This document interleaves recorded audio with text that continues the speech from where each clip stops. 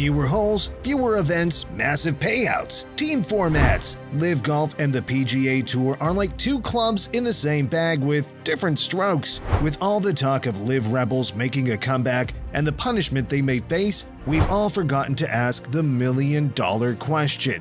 Are they even interested? Today, we'd be changing the narrative. Clench your clubs and go into stroking forms. You can't afford to miss this.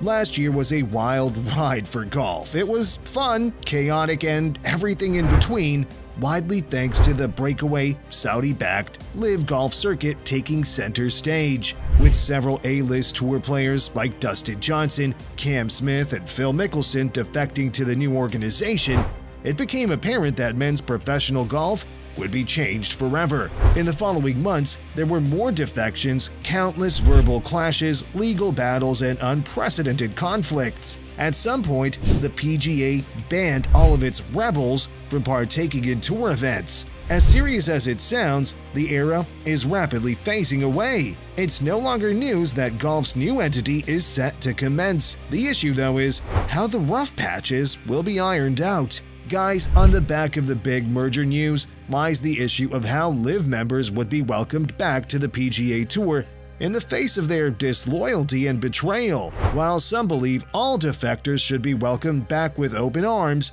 some think sanctions will ultimately be sorted out, with one of the proponents of this train of thought being Justin Rose. In a post-round interview, Rose admitted he initially questioned the veracity of the merger news when it was initially called. It was so stunning and abrupt, not to mention the chaotic period it was announced, that he believed it to be a prank. While he admitted it would take a while for true harmony to exist within the sport, despite the merger's announcement, he expressed his feelings on the speculations of reintegration. While he insisted on his uncertainties, he believes not everyone in the PGA camp would be pleased with their LIV counterparts getting unpunished in the event of a return. I don't know what the protocols will be, to be honest with you. I think there would be if it's just a straight, "Hey boys, come on back." That's not going to sit well with anybody out here necessarily. With that in mind, how would you react if we told you no one from LIV's camp has expressed regret about their decision to switch from the American faction? In truth,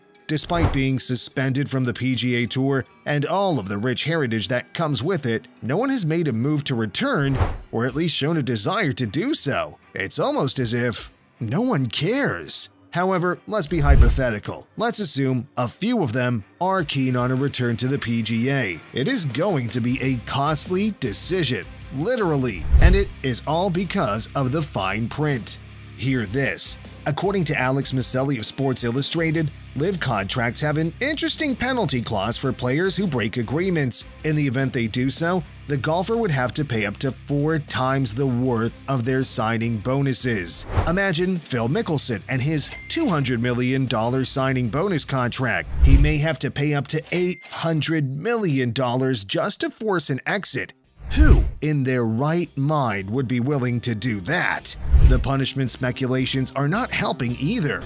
A memo sent out by PGA Tour Commissioner Jay Monahan confirmed that a player discipline plan would be implemented to best decide how LIV players who had previously been banned could reapply for a tour membership. So, basically, any LIV star who wants to head back to the PGA would have to buy out his contract and still face measures pitted against him on arrival. It's a lose-lose scenario. Apart from the insane bonuses and other perks for playing in the Saudi-backed circuit, are you starting to see why Phil Mickelson almost instantly shelved the idea of leaving? To put it plainly, Mickelson claimed no one in LIV was even remotely interested in returning to the PGA Tour. Taking to his Twitter account, he called out the PGA's efforts to place penalties on returning LIV golfers as a colossal waste of time. Not a single player on LIV wants to play the PGA Tour. It would require a public apology and restitution to LIV players for paying millions to clout the media to disparage all of us. A better topic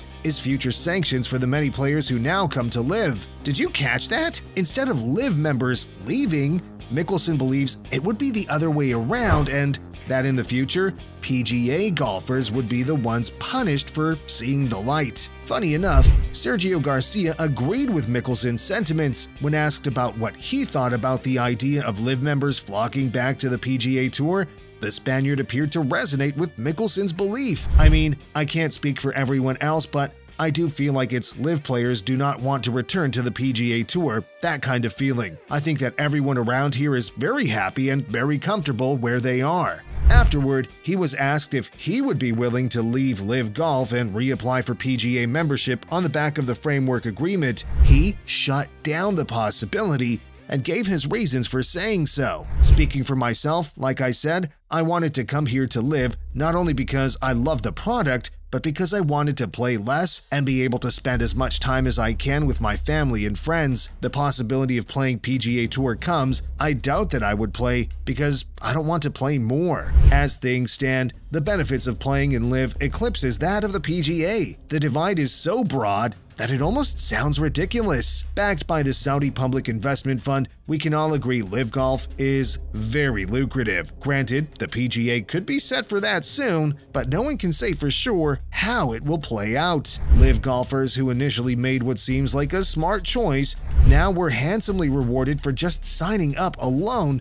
We're talking hundreds of millions here, and as if that wasn't enough, the prize money per event is simply out of this world. Allow us to elaborate. LIV events boast a mouth-watering purse of $25 million. This staggering sum, combined with the absence of the PGA's somewhat devastating cuts, at least to the ones who don't make it, ensures everyone's a winner. Beyond all doubt, the PGA Tour's reward system is far stricter. Given how it only offers prize money to those who make the cut, the LIV benefits a broader range of participants. Their approach shifts the conversation from "will I win" to "how much am I guaranteed to take home?" Picture a massive payday with guaranteed bonuses, all on the back of an opportunity to challenge the norms of the sport. LIV sure looks juicier. Sure, you can argue the PGA has a far richer heritage, along with the allure of events that offer official world golf ranking points, but the grass isn't just greener in LIV's corner, it's a vibrant emerald. Quick question. Remember Garcia's reasons for staying put in LIV? Yeah, freer schedules. LIV offers 54-hole events instead of the standard, sometimes tedious